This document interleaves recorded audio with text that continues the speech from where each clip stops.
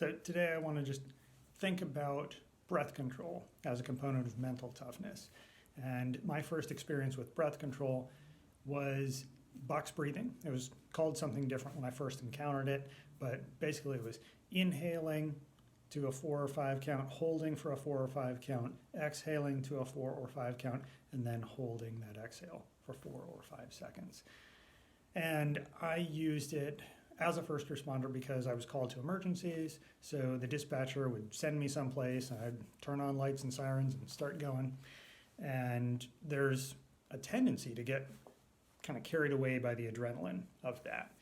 So the adrenaline response is good. It helps us to focus. It helps prepare us for action.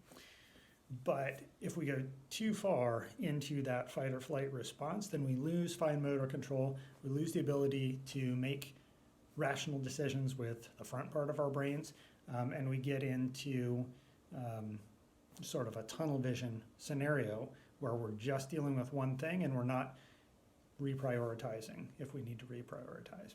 So I wanted to avoid that, and I found that box breathing really helped because it would let me pull back from that extreme end of the fight or flight response, but not be sleepy or bored or detached, right? It found that sweet spot for me and helped me stay on that line where I was making good decisions and I was still aware of my surroundings and seeing what I needed to see.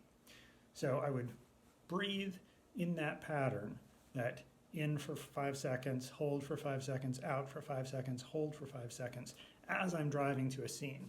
And I found that I was better able to immediately take in the scene and understand the relevant components and what I could just ignore, communicate clearly so my voice wasn't all amped up, got on the radio and was able to be understood the first time, ask for what I needed, and then go to work, start getting to business, whether I was at an accident scene or dealing with some people that were doing things they weren't supposed to do.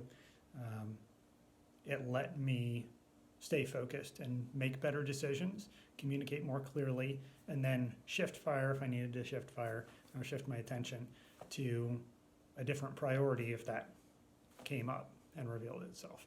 So try box breathing, especially if you're a first responder, or if you work in some other high stakes environment where there are immediate consequences that can be very negative for yourself or others.